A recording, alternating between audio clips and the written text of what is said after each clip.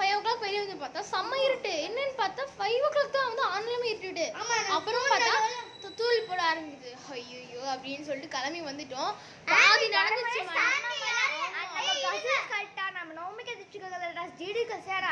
பண்ணிட்டே இருக்காங்க. யாரும் தெரியல. கண்டினியூஸா ஆயிட்டே இருக்காது. என்னன்னு தெரியல எங்களுக்கு. நீங்க ஏதாவது பண்ணுங்க, தயவு செஞ்சு பண்ணாதீங்க. ஏன்னா வந்து நாங்களும் வந்து ஓகே பிக்கப் ஆகும் நடக்க மாட்டேங்குது. ஆமா நாங்களும் வந்து